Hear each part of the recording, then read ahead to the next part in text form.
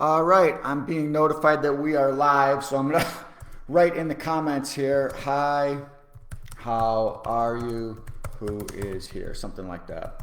So jump into the comments. If you're here live, fantastic. I greatly appreciate that. I don't like having to sit here and talk by myself or to myself, so having folks live definitely helps.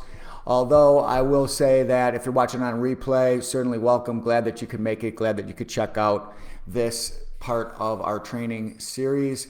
So go ahead and let me know who you are, where you're from, what your real estate goals are, that kind of thing. And we'll see if I can help you based on a conversation we can have in the comments. So, like I said, we're in the midst of a 21-week training where I'm going through one key topic each week over about 5 months so that you can maybe replay the event, ask questions, try to understand each of these key tenets. There's about 20 different elements to running a fully comprehensive, fully robust real estate investing system so that you can make money on any house from any seller in any market without using any of your own money or any of your own credit. And that's what I aim to share with you over the next 21 weeks. Now, as I've mentioned many times, I'm giving you this roadmap, I'm giving you this guidebook. It's not the ideal way to learn how to invest in real estate. The ideal way is parallel to driving a car, right? Driving a car with a roadmap, well, you can get from point A to point B, but driving a car with GPS in the dash that is telling you, do this, do that, turn right, turn left, 1,000 feet ahead, there's your destination. That is a much better way of getting from point A to point B. It allows you to relax. It allows you to not have anxiety. It allows you to just implement on proven strategies and tactics to get deals done. And the amount that you invest in coaching is absolutely pathetic compared to the amount of incremental revenue you'll earn, incremental profit you'll earn by using a coach versus a roadmap. Now, as I've mentioned, it doesn't have to be me, right? I don't even take everyone in the program, but I'm willing to talk to everybody. If you want to jump on a Zoom call, we'll jump on a Zoom call, see what this could look like financially for you, what all this would entail, determine if it's the right move for you, and go from there. So that's the first piece. Is I want to at the very least give you this roadmap. So what we've covered on this roadmap is what is our strategy? How are we structuring deals? How are we able to simply ask questions of the seller so that the seller is ultimately making us an offer and we're determining if we're going to close on that deal, if we're going to lock it up for a little bit, go bring our buyer to the market, or if we're going to push them potentially into the traditional funnel, which is where they just sell, where a bank loan comes into an owner-occupant buyer and we're involved in that in some way, shape, or form, even and including using a realtor or getting a realtor license ourselves. You know, I have recommended that you get a realtor license. Most investor trainers or coaches, they don't like the idea of you going out and getting a realtor license. It baffles me as to why. It makes me think that there's some shadiness going on, right? Because it's a little ridiculous to think that it hurts you to have a real estate license. I'm not saying you have to have it, but the only way it hurts you is that you have to be more forthright, quicker in the way that you market because you're regulated, you're licensed, and there's compliance standards and those sorts of things. But to me, counterintuitively, that actually helps you because when you're talking to sellers as a licensed agent, you have more to lose. There's a certain credibility that's established, and you can always fall back on any objection that involves a lack of trust from the seller with, hey, look, I'm a licensed individual. My license is a lot more important than me getting this one house. I have to operate within a regulatory framework. I have to operate within compliance guidelines, and I'm not risking that for anybody. So what you hear from me is exactly what I'm going to do. I say what I'm going to do, and then I do what I said I was going to do. And you're not going to get that from just any Tom, Dick, or Harry investor in the marketplace. Now, I'm approaching you as an investor. I'm approaching you as a buyer, not even an investor really, right? Because I'm paying full price for your house.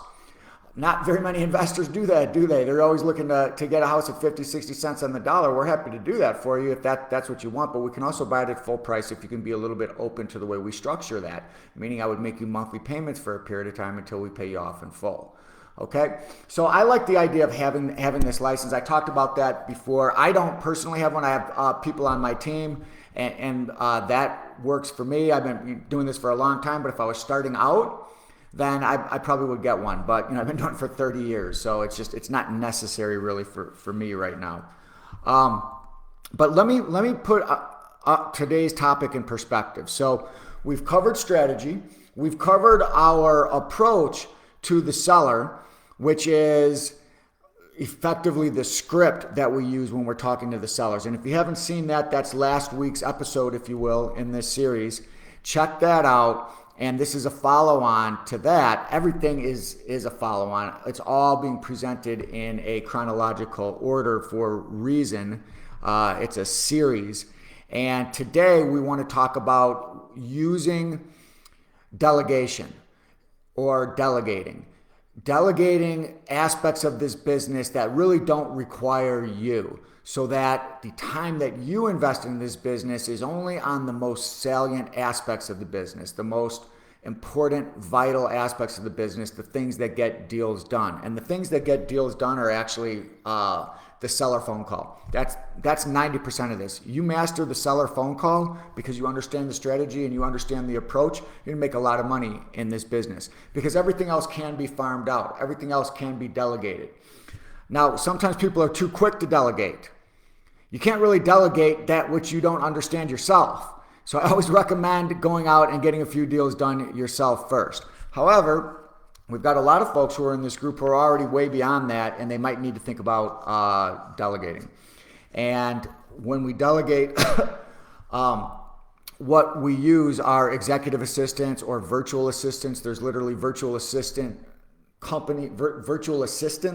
companies. Their sole job is to essentially line you up with VAs so that you can have those VAs, that's short for virtual assistant obviously, do certain tasks for you. And one of those tasks is the initial seller call, the call that we talked about last week, where you have a giant stack of leads and your virtual assistant goes through that. And, oh, hey, Jim, I haven't seen you in a while, man. I just saw you pop in. What's going on, bud? Good to see you.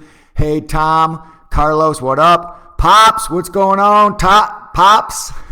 Check out Sangerman Art if you want to see some really cool paintings. I got a bunch of them hanging up in my room over there. I got this Javi Baez back here. My dad painted that. He's in here. But anyway, I digress. Good to see y'all. Glad to have you guys in here. So what I was saying is the seller call. When you have all of these leads and you've got to call everybody, you're leaving messages, there's return phone calls, people aren't there, you're following up. It gets to be more time consuming than what you want to put into it. It's well worth it, which I'll share with you, but it gets to be more time consuming than you might ideally want. And once you've got to the point where you've got a deal or two or three, you might want to have somebody making those initial calls for you. It sets you up as an authority, and it allows you to sit down at your desk with a small stack of pre-qualified leads that are expecting your call. You call them, you go through things, and you determine which deals you're going to do, which deals you're going to lock up, which deals you're potentially going to farm out, or you're going to drop into sort of what we call the Realtor Funnel, where it's either someone on your team or you, like I described earlier. So that will save you a tremendous amount of time, a tremendous amount of aggravation, and it makes the business a little bit more fun. But don't do it too early, right? We don't want to delegate things that we don't know how to do ourselves. Otherwise, you just create a mess. Okay, so let me talk about why you might want to do this, first of all. So if you have a pen and paper, write this down, or just, you can just listen and play the tape back because I'll leave the replay up here. But think of it like this. If you called 100 sellers, holy cow, 100 sellers, whoa, that sounds like a lot, doesn't it? It sounds like a lot of phone calls. It sounds like a pain in the ass, doesn't it? Well, think about it like this. You could call 100 sellers only investing an hour a day, less than an hour a day for 1 month. Why? Because if you spent too much time on the phone with sellers and averaged 15 minutes per call, on average, some calls will be 5 minutes, some might be 25, but if you average 15 minutes per call, you could get through 4 sellers in an hour. That means over 25 days out of the month, we'll give you 5 days off, right? Days off for making an hour a call is a big deal, right? If you did that, 25 hours times 4 sellers an hour equals 100 sellers you will have talked to. So what is today? The 19th of February. By March 19th, you could have talked to 100 people. And if you've learned everything that I've shared with you, there's no reason why you can't get one measly deal. You kind of have to suck, actually, and most people do suck at first. It takes time to get good at this skill, just like lots of skills out there. Golfing, basketball, baseball, figure skating, right? I would suck if I got on some figure skates trying to do all those pirouettes like those folks do in the Olympics. But, with time and practice, you get good at it. But 1 in 100, if you get one of those deals, that's on average $25,000 in upfront money based on our model for selling, which we'll get into later. And then there's cash flow in the middle. There's cash flow on the back end. You might have seen the case study that I put out there. I made over $200,000. What was it, like $230 some thousand on one deal with these strategies a few weeks ago. If you haven't seen that case study, put case study in the comments, and I'll shoot you a video for that case study. Okay, but on average up front, you make about 25 grand. So think about that. 100 calls, March 19th is not that far away. You make 100 calls, you got $25,000. So what is that per hour? 100 calls, 25 hours, $25,000. By my math, that's $1,000 an hour. Are you making $1,000 an hour right now? I don't know. But I guarantee you this, and that's also $250 per call. So can you stand 99 people telling you no so that you can get one deal that brings in $25,000? That means you're going to pay $250 per call. I guarantee I could have you calling the ugliest, worst attitude having sellers for me. And if I offered you $250 a call, you'd pick up the phone and take all kinds of crap all day long for $250 a call. You got to get yourself in the mindset of thinking about things that way. Okay, that I need to filter through the chaff to get to the wheat, right? And that's what we're trying to do. We're trying to disqualify and qualify folks. So when we talk about virtual assistants, you can have the virtual assistants doing a lot of that for you. So instead of having to make 100 calls, maybe you make 20 calls to get that deal. Okay, so now you really have to put very little time into this business. Now I just want to throw this at you too. So if you only got one out of that 100, well, guess what happens to the other 99? Guess what happens to them? Do they just not sell their house? No, they do. Do they sell it by owner? Nope, they don't. Because all the buyers who they're trying to attract, folks who can get bank loans and are going to owner occupy the property, they're all represented by realtors. Because realtor services are free for the buyer. The buyer doesn't want to go opening up escrow, conducting, or coordinating appraisals and inspections and dealing with all the crap that goes along with closing a real estate transaction when they can get it for free from a professional who's licensed, regulated, and has to comply with things. So buyers are going to use realtors most of the time when they're qualified for a bank loan.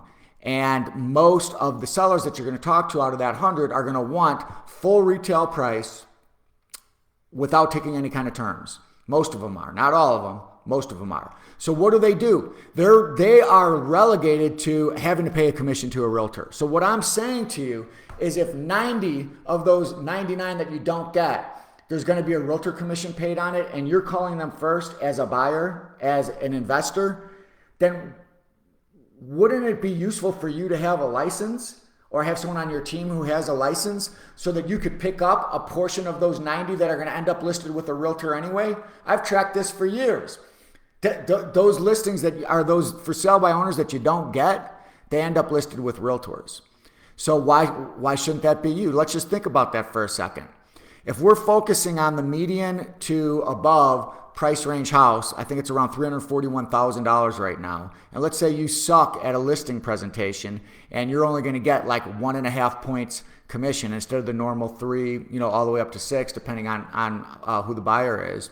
If you only get 1.5%, you're over $5,000 in commission just for putting the thing in the computer and waiting for the buyer's agent to call you and then structure the deal.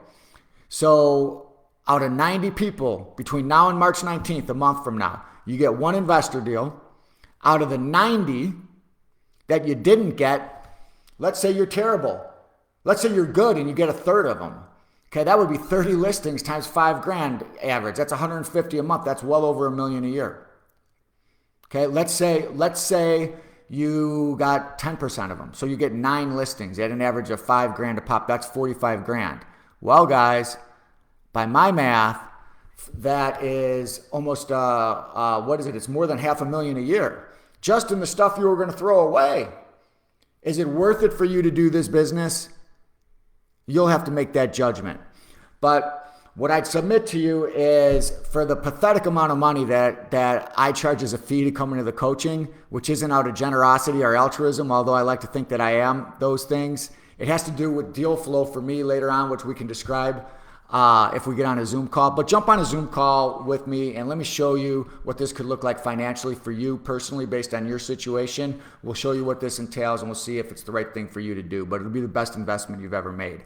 And it doesn't have to be me. Just get yourself some kind of good coaching from someone who knows what they're doing so they can handhold you through a few deals so you can get good at the business and start making the kind of money that you want to make to do the things that you want to do. And part of being able to do the things that you want to do involves freeing up your time a little bit. Now, like I said, there's not that much time to invest into this business in the first place. But what I want you to understand is how much cooler it is to sit down and decide you're going to spend an hour on real estate and not have to just call a gigantic stack of people who have never had any contact with you or your organization, but to have pre-qualified leads. So to get those leads pre-qualified, we have somebody call for us. Okay, we hire a virtual assistant to call for us. Now, go ahead and throw in the chat if you don't know who I'm talking about, but there is a very inexpensive course you can get on the best way to hire, train, fire, manage, lead VAs. It's from a guy by the name of his name is escaping me right now. It's like $47. You don't even need the course, right? Because I can kind of show you what to do, and I've done a training in here on it. But I'd recommend the course. It's only $47. I'll put a link to that in there if you want to look at that. And then there's a site that I like. There's several that I like. You can get them on Fiverr, but I don't recommend doing that. You can get them on Upwork, right? upwork.com. Enter in real estate virtual assistant. Maybe choose another country. Like I like to choose the Philippines because you get, generally speaking, you tend to get really good work ethic, really good performance out of the folks that I've worked with in the Philippines. Not to say that you can't get that in the U.S. and other places, but in the U.S. it's much more expensive. The Philippines, you can get a good virtual assistant for under $10 an hour. Okay, and you know you won't be spending very much money per month to have them go through and make the initial contact with all of your leads so that you can pull the cream from the crop and make those calls and get a higher conversion ratio with your deals. Okay, so the site, I believe it's onlinejobs.ph, but go ahead and throw in the chat if you want me to send you the links for that. I'll come in here later and I'll send you the links for where I suggest you go to hire virtual assistants. All right, now having said all that, let me explain to you or go through with you the actual script that we have our virtual assistants use. It is totally different than what other people are teaching. Okay, what other people are teaching, you know, maybe I shouldn't be telling you to get coaching from others because some of the stuff that I see done by others is completely mind-bogglingly clueless. Look, you don't need to have somebody sit on the phone with the seller for 15 minutes on your dime as a virtual assistant, asking about the roof, the age of the house, the bedrooms, the bath, the school district, the number of garages, all of this crap that doesn't matter. And then 10 minutes into the call, they whip out, hey, will you take monthly payments? Guys, that is freaking stupid. I'm just going to call it what it is. That's stupid. All you're doing is pissing off the seller. You're ruining the chance for a relationship with them that could lead to the listing end, the safety net end of our system, where you can pick up a potential listing if they don't let you buy it the way that you want to buy it. So we want our VAs to get to the freaking point. All we really want the VA to do is call all these folks, establish contact, get the answers to a couple questions, prime the pump, get the seller ready to receive a call from us so that when we call, there's greater likelihood that we're going to get them on the phone or they're going to call us back right away, and we're not just leaving endless messages wondering if they're going to call back and then following up. Okay? That's still worth doing, right, based on the math I shared with you earlier. But when you have a VA do it, have the VA get to the point. Guys, if they aren't going to take monthly payments for a period of time until we pay them off in full, then it's probably not a deal we're going to invest in unless they're willing to discount the house incredibly, 60, 65, 70 cents on the dollar. Okay? So with that being said, you don't need to know bedrooms, baths, roofs. Look, all of that is contemplated in the value of the house. Okay, so you don't really need to know all that. Once we learn whether they're willing to deal with our structure or not, then we can learn all of that stuff.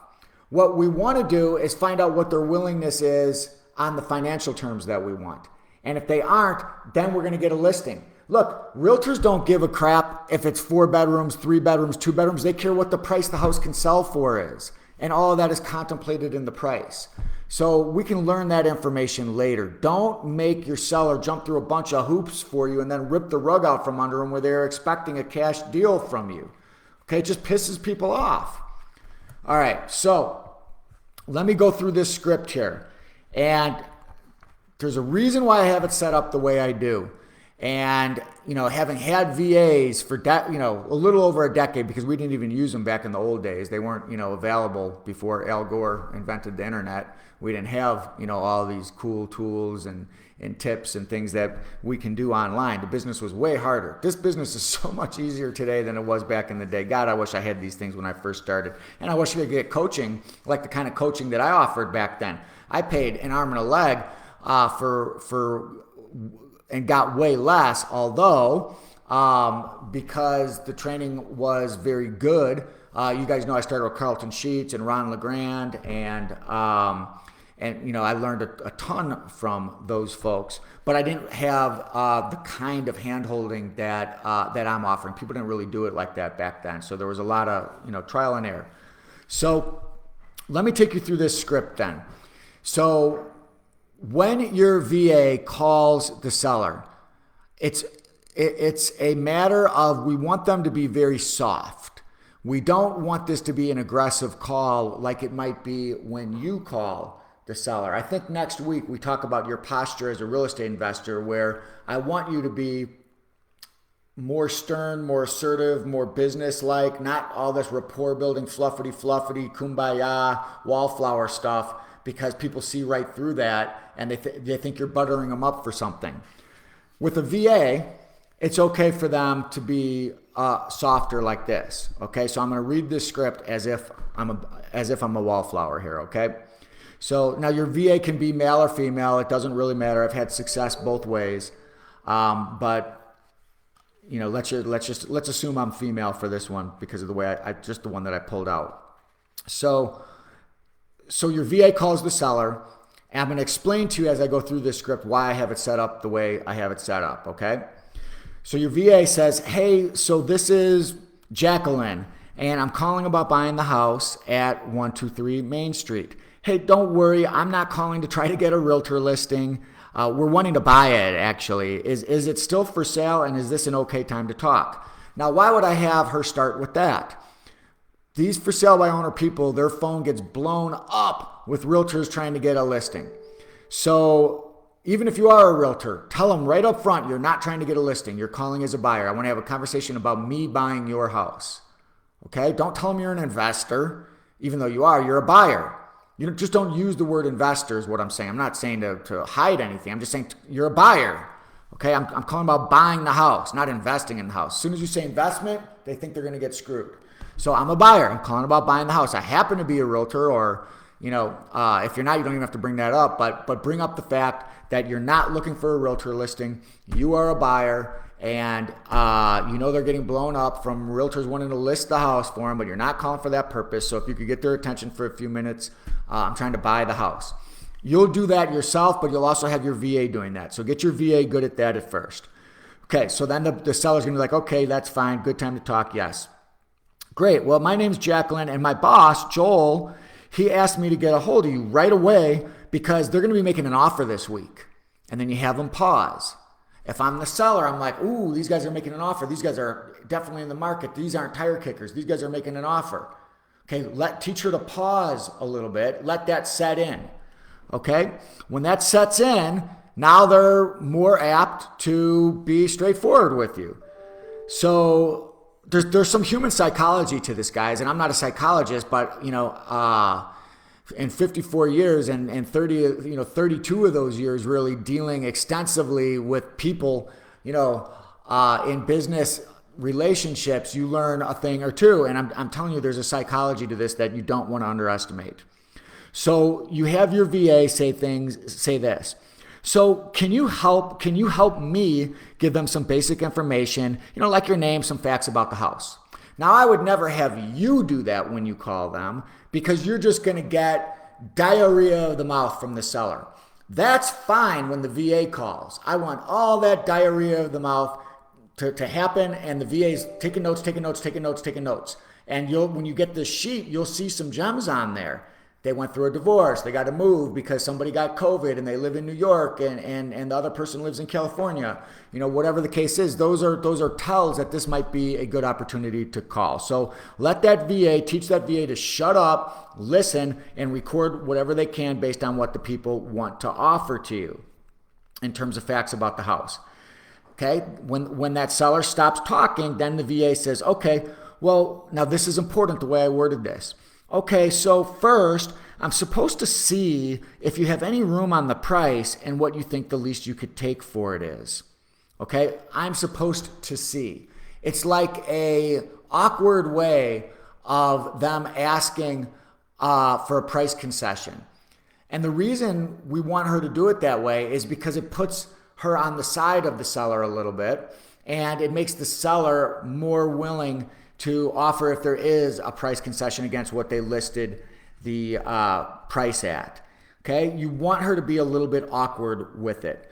So I get into much greater detail in how all this works in the client-based training because we go through this in great detail. Just won't have time to go through every little tidbit on this. But so let me read the script so I don't keep you too late. I'm already going to keep you like at least 5 minutes late here. Okay, so then she's going to say, okay, great. I think they'll be okay with somewhere around there from what they've been looking at. They're not going to be moving in the house themselves. They do a lot of work with banks and lenders and financing, and they've got a ton of clients that they're working with to get new mortgages. Now, why do we have her volunteer that? We have her volunteer that because first she's saying, I think they'll be okay with somewhere around there. Okay, that lets the seller know, oh, wow, this person is actually divulging information she probably shouldn't to me, that they're willing to pay that price. That's the price range they're looking at. I'm not going to get beat down on price on this. Boom, chalk up a win on that point. And then I have the VA go on to let them know that, hey, just to be straight up with you, they're not going to live in this house themselves. They do a lot of work with banks and lenders, financing. They've got a ton of clients that they're working with to get mortgages. That is the segue for her to say, oh, by the way, is there one on this house that needs to be paid off, or do you got the house free and clear? Okay, when you do that, they're more apt to tell a VA what the mortgage balance is, what the payment is, if it's free and clear, if there's a mortgage on it. If the seller says, we got it free and clear, she moves on. If the seller says, no, there is a mortgage on it, you want her to say, well, how much is the balance needing to be paid off and what's the monthly payment on it? Oftentimes the seller will object to that. We're not going to even have her push back on that. Okay, we'll get that information later, or we'll know that they didn't want to share it, which means they're probably a little bit more of a pain in the ass than what we might want to deal with. And if you have 50 people to call, they're not going to be number one probably because of that. Okay, trust me, this is the right way to do it. It doesn't mean that you can't get a deal with them, but what you get early on with people is what you get later on with people. We want people who are more malleable, more willing to work with us to get the house sold. And if they're confrontational with the VA, they're probably going to be confrontational with you. You guys, if you're going to structure terms on a deal, rent a house or make monthly payments on a house, you got to know what the underlying financial situation of the house is. You'll be able to explain that to the seller, but I don't want the VA doing that. Okay, but I do have the VA do this. If they object or whatever they say, I have the VA say, oh, so I'm just asking because, see, sometimes they can pay a higher price. And see, I'm even talking like a teenager. You want to kind of get them to talk like in a real, like soft, daisy type tone, like teenagers, talk like this, right? Well, I'm just asking because sometimes they can pay a higher price for the house if they can place one of their clients in the home on monthly payments before the new loan comes in that pays you, the owner, off. Is that even an option for you if you were able to get a much higher price on it? So she's asking just as a possibility. She's not indicating that that's the way we're going to buy the house, because we may not be buying the house that way. But we want her to present that possibility to them to see if it's a yes, no, or maybe. If it's a yes, we're definitely calling them right away. If it's a no, we're still going to call them probably, but they're less of a priority because we're going to have to overcome certain objections or explain things in more detail to them. If it's a maybe, we're going to call them. So you can sort of sort your stack based on the answers to these questions. So she's like, hey, is that even an option for you? To take monthly payments if you're able to get a much higher price in total? Oftentimes they'll say, well, I don't know what you mean by that. And you have the VA say, well, no, I mean, could you take monthly payments for a while until they pay you off in full? Is that even an option for you? If she asks it like that, you're going to get a yes, no, or maybe. If it's a hard no, that tells you something about, where they fit in the priority of calling them back. If it's a maybe, I'd have to hear the terms, you should call them back. If it's a yeah, I would do that if the price is right, boom, better get on the phone with them. That's what we're trying to do, guys and gals, okay? That's all we need. We don't need much more. She doesn't need to go through roofs, school districts, bathrooms. Does it have any? She just doesn't need to go through all the rigmarole that are on most VAs' call sheets. All right. So then, what we'll have her do to close the call out once we get that answer. Remember, that's the main thing we want to know. Are they open to payments? Okay. So she found that out, and she found out a litany of other things. She's also going to find out more. She says, okay, cool. Is there anything else that I should mention about the house to them before they call you later? For example, the annual taxes, are the payments current, the general condition of the house? What do I need to tell them? And then she needs to shut up and let them talk. You'll get more information to evaluate where they fit in the order of the folks that you're going to call back. And then that's it. The VA says, okay, perfect. Thank you so much. This was very helpful. Anything you need from me before I go and give them the information. And they'll say something else probably, and then you record that, and it all gets evaluated by you when you see the sheet.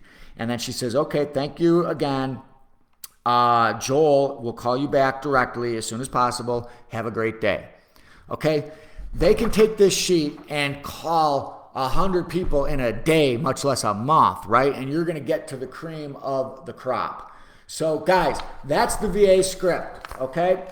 I believe that they put subtitles on this, so that may help you. The full detailed script, some of you asked me for that last time. Some things I keep for my clients when they come into the program so we can go through things in more detail. There's a lot of context to this that I can't really do in just a half-hour session once a week. So it does behoove you to really consider getting in the coaching if that's a possibility for you. If you're serious about making money in this business, it's a pathetic amount of money relative to the incremental increase in money that you will make having somebody like me, or there's others who can help, totally outside of my organization that can help you get from point to point B. And it's well worth it to get coaching. I'm a big believer in mentorship.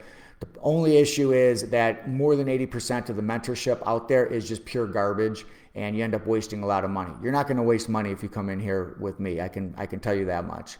So get on a call, schedule a call. You know how to do it, and it's all over the place. If you don't, just message me, and I'll send you a calendar link, and we can get you scheduled. But go ahead, hit me up in the comments, whether you're in here live or whether you're in here on replay. Hit me up in the comments with anything you need. I'll come in here later, probably sometime over the weekend, and answer your questions and try to get you squared up. Okay, I appreciate y'all very much. Have a wonderful weekend, and I'll just say bye to some of the folks that I didn't say hi to earlier.